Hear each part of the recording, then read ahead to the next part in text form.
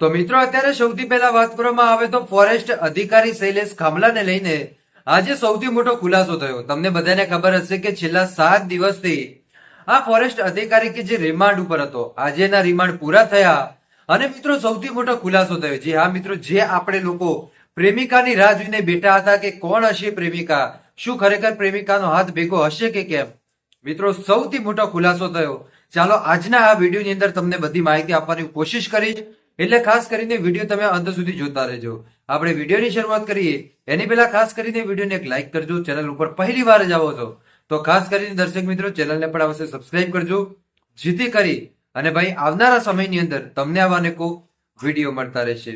હવે અત્યારે વાત કરવામાં આવે તો ફોરેસ્ટ અધિકારી શૈલેષ ખામલા કે જે રિમાન્ડ ઉપર હતા, હવે શૈલેષ ખામલાના રિમાન્ડ પૂરા થતા આજે સૌથી મોટો ખુલાસો થયો. જે મિત્રો એની પ્રેમિકા હતી, શું ખરેખર એની પ્રેમિકાના કહેવાથી શૈલેષે પોતાની પત્ની સહિત બે સંતાનોની હત્યા કરી નાખી કે કેમ?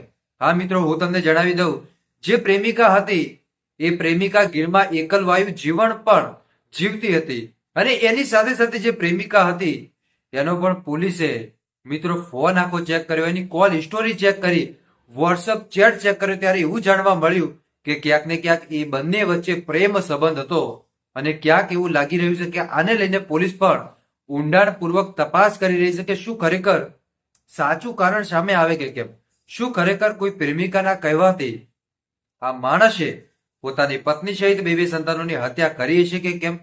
મિત્રો હું તમને જણાવી દઉં કે એ પ્રેમિકાની પણ અત્યારે કડકમાં કડક પૂછપરછ થઈ રહી છે. એ પણ અત્યારે પોલીસ કસ્ટડીમાં જ છે ભાઈ, એની લગાતાર ને લગાતાર પૂછપરછ થઈ રહી છે અને ક્યાંક એ કોલ હિસ્ટોરી અને વોટ્સએપ ચેટના માધ્યમથી જાણવા એવું મળી રહ્યું છે કે ક્યાંક ને ક્યાંક એ બંને વચ્ચે બહુ એટલે બહુ જાજો પ્રેમ હતો અને ક્યાંક એ પ્રેમના કારણે કદાચ શૈલેષે આવું કર્યું હશે, એ ચોક્કસપણે લાગી રહ્યું છે. એ તો આપણને આવનારા સમયની અંદર ખબર પડશે.